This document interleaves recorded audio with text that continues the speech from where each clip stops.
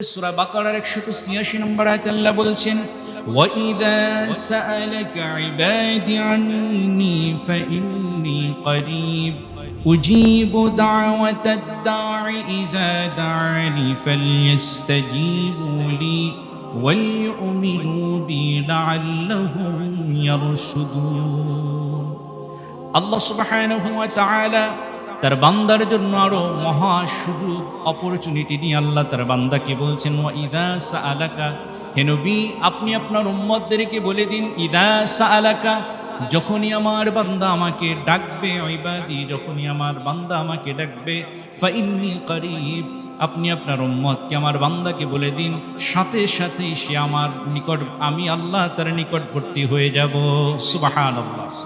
ইযা সাআলাকা, যখন আমি আল্লাহকে ডাকবে সে সাথে সাথে আমাকে কাছে পাবে। সুবহানাল্লাহ। কোনো শর্ত নেই, কোনো কন্ডিশন নেই, কোনো সময়ের বেড়াজাল নেই, কোনো কিছু নেই। আল্লাহ বলছেন যে বান্দা তুমি যখন ডাকবা আমি আল্লাহ তোমার কাছেই আছি। সুবহানাল্লাহ। এমন একজন মহামনির আল্লাহ সুবহানাহু ওয়া তাআলা, যিনি আমাদের সমস্ত চাহিদাকে পূরণ করেন।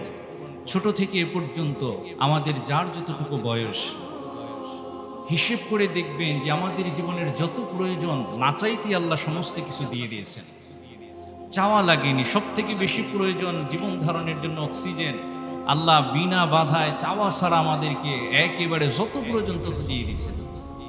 পানি জীবন ধারণের জন্য প্রয়োজন, আল্লাহ তত বেশি সহজ করে দিয়েছেন। খাদ্যদ্রব্য বলেন, যা কিছু হালাল, আল্লাহ সমস্ত কিছু সহজ করে দিয়েছেন।